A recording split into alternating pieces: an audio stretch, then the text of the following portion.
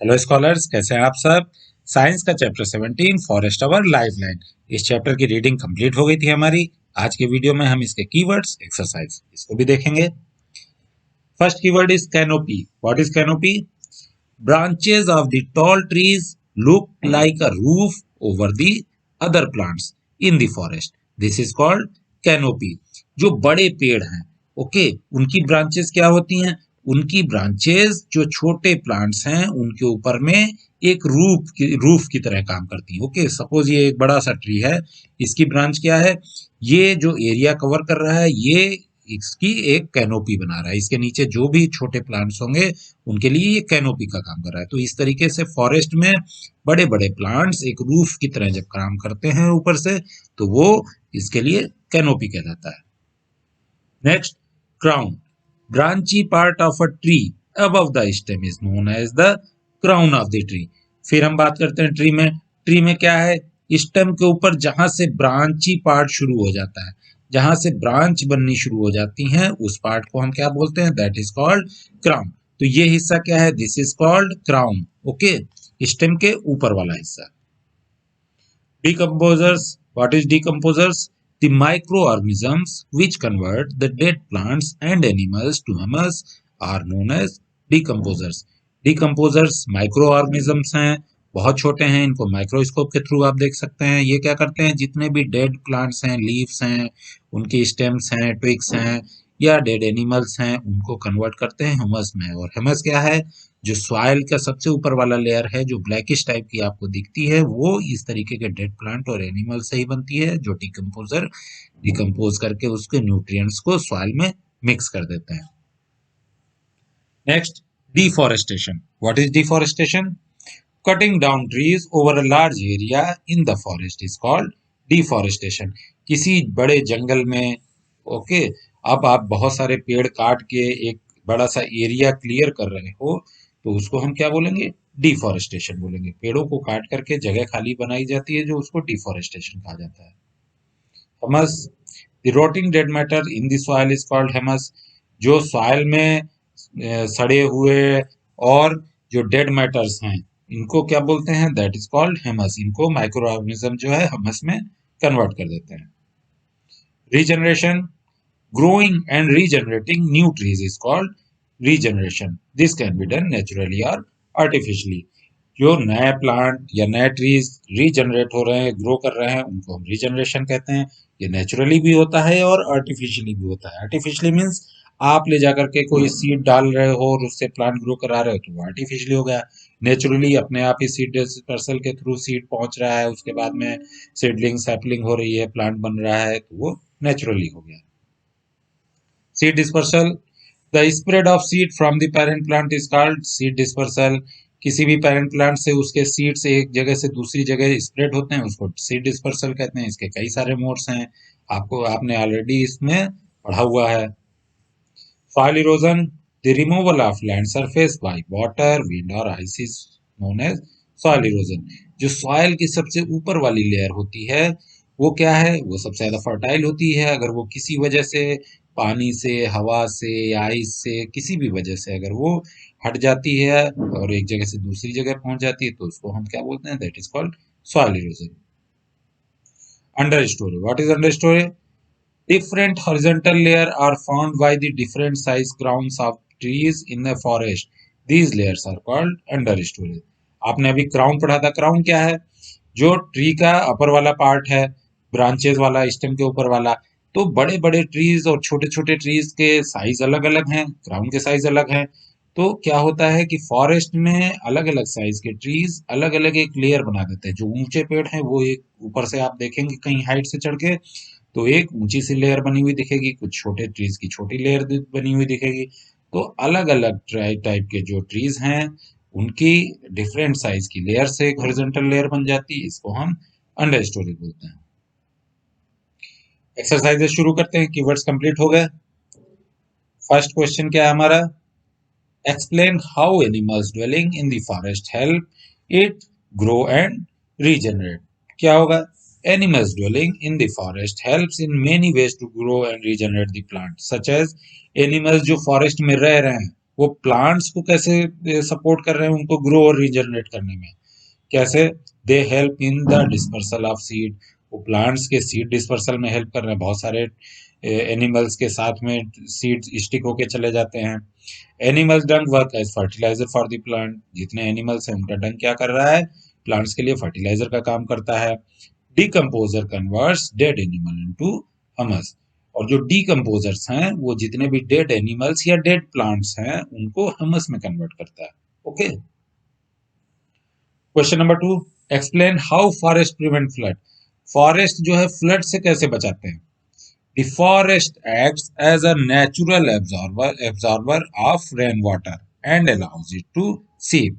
Forest क्या करते हैं? नेचुरल एब्जॉर्बर हैं रेन वाटर के, रेन वाटर को एब्जॉर्ब करते हैं और उनको सीप होने में अलाउ करते हैं। सीप मीन्स उसको ग्राउंड के अंदर वाटर जाने में ज्यादा हेल्प करते हैं, अलाउ करते हैं। ओके।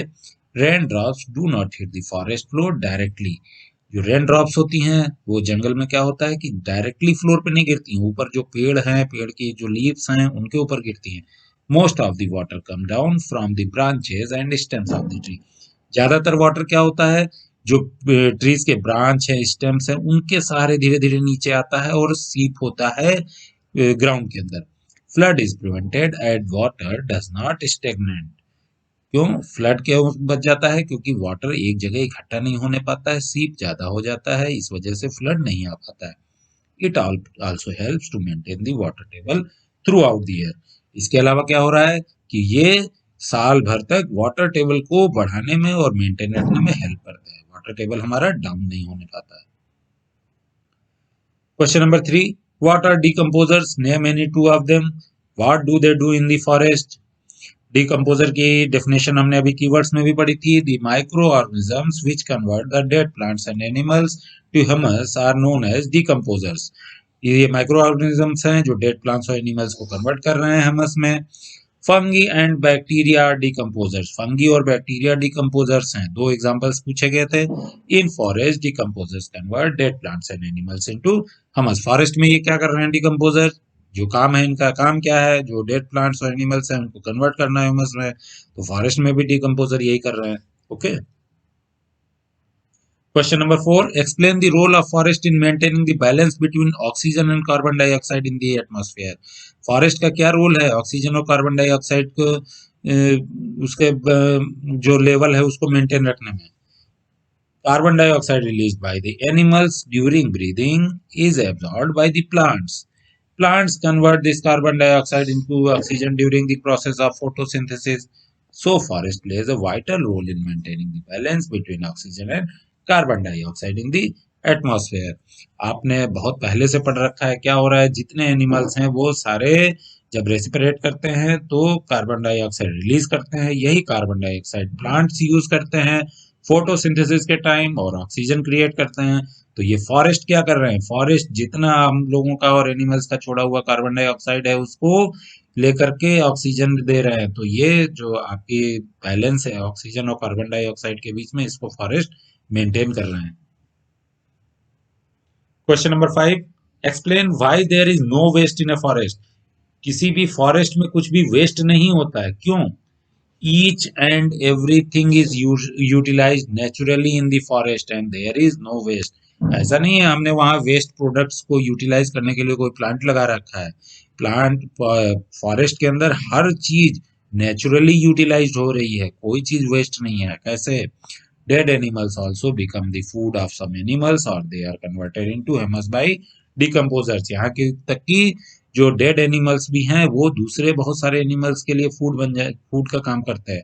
वल्चर्स हैं, क्रोज हैं, ये क्या करते हैं? ये डेड एनिमल्स को खाते हैं। उसके अलावा जो डेड एनिमल्स बचता है वो डिकम्पोजर्स उसको ह्यूमस में कन्वर्ट कर देते हैं, उसके न्यूट्रिएंट्स को सॉइल में मिक्स कर देते हैं। और वेस्ट क्या हो सकता है? Animal dungs also provide nutrients to plant. Animal dung भी वहां वेस्ट नहीं है, क्यों? क्योंकि एनिमल डंग जो है प्लांट्स को न्यूट्रिएंट्स प्रोवाइड कर रहा है। तो फॉरेस्ट में कुछ भी वेस्ट नहीं होता है, nothing is waste. Question number 6, list 5 products we get from forest. 5 products पूछे गए हैं, मुझे पता है आप लोग 15 भी लिख सकते हैं। कौन कौन से हैं? 5 products we get from the forest are honey, wax, gum, timber, oil, honey हमको मिलता है, वैक्स भी मिलता है, गम मिलता है, टिम्बर जो लकड़ी हम लोग फर्नीचर के लिए यूज करते हैं, ऑयल, ये सब हमको फॉरेस्ट से मिल जाता है। Question number 7, fill in the blanks. The insects, butterflies, honeybees and birds help flowering plants in pollination. Butterflies, honeybees ये सब क्या कर रहे हैं? फ्लावरिंग प्लांट में पॉलिनेशन में हेल्प करते हैं। A forest is a purifier of air and water. Forest जो है एयर और वाटर दोनों के लिए प्योरीफायर का काम करता है। Herbs form the lowest layer in the forest. जब हम अंडर स्टोरीज के बारे में जान रहे थे तो क्या था, जो बड़े बड़े ट्रीज हैं वो टॉप लेयर बना रहे हैं, उसके बाद में डिफरेंट डिफरेंट साइज के जो है वो प्लांट्स अलग अलग लेयर बना रहे हैं, हॉरिजॉन्टल लेयर। तो हर्ब्स क्या है, वो हर्ब्स सबसे लोएस्ट लेयर बना रहे हैं फॉरेस्ट में, क्योंकि हर्ब्स सबसे छोटे होते हैं।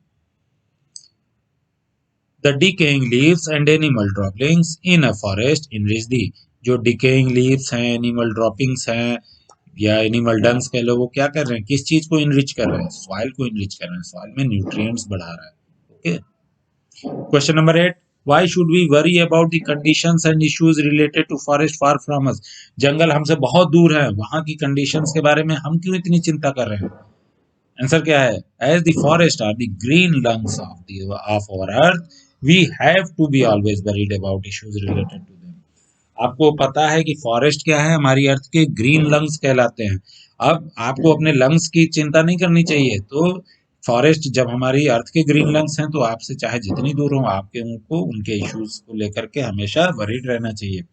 Forest are producer of life line gas oxygen. Oxygen gas जो है फॉरेस्ट प्रोड्यूस कर रहे हैं। जितने भी फॉरेस्ट में इतने ज्यादा प्लांट हैं, वो सबसे ज्यादा ऑक्सीजन ही प्रोड्यूस कर रहे हैं। They are also responsible for rain and maintaining the ecosystem. Rain जो हो रही है वो फॉरेस्ट की हेल्प से हो रही है, इकोसिस्टम पूरा वो मैनेज कर रहे हैं। Forest are the home of many organism. बहुत सारे ऑर्गेनिजम्स का, एनिमल्स का होम है फॉरेस्ट। ओके, तो हमें फॉरेस्ट के बारे में हमेशा कंसर्न रहना चाहिए। Question number 9. Explain why there is a need of variety of animals and plants in a forest. एक फॉरेस्ट में तरह तरह के एनिमल्स और प्लांट्स की क्या जरूरत है? क्यों ऐसा है? क्यों ऐसी जरूरत है? The forest is a dynamic living entity. जो फॉरेस्ट है वो एक डायनेमिक लिविंग एंटिटी मींस वहां पर हमेशा जीवन जो है रेगुलर चलता रहता है। एक एनिमल मरेगा तब तक दूसरे 4 पैदा होंगे। एक प्लांट अगर डेड कर गया तो उसकी जगह पे 4 और नए ग्रो कर जाएंगे। It is full of life and vitality. A variety of plants provide food and habitat to the herbivorous. इतने तरीके के प्लांट्स होने का क्या फायदा है? ये तरह तरह के हर्बीवोरस को फूड्स और हैबिटेट प्रोवाइड करते हैं। फिर क्या होता है? These herbivorous will become prey for carnivorous. यही हर्बीवोरस जो हैं कार्निवोरस के शिकार बनेंगे, कार्निवोरस उनको खाएंगे। The wide variety of animals help the forest to regenerate and grow. अलग अलग तरीके के एनिमल्स होने से प्लांट्स को रीजनरेट और ग्रो करने में हेल्प। अब सोचिए सारे हर्बीवोरस हो जाएंगे तो वो सारे प्लांट ही खाने लगेंगे। ओके, तो कुछ हर्बीवोरस हैं जो प्लांट्स खा रहे हैं, कुछ कार्निवोरस हैं वो उन हर्बीवोरस को खा रहे हैं। Decomposers also help to get nutrients from dead and decaying plants and animals. इसके अलावा decomposers भी वो भी क्या कर रहे हैं?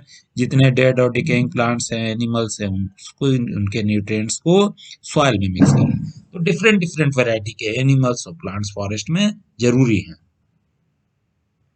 Question number 10. In figure 17.15, the artist has forgotten to put the label and direction on the arrows.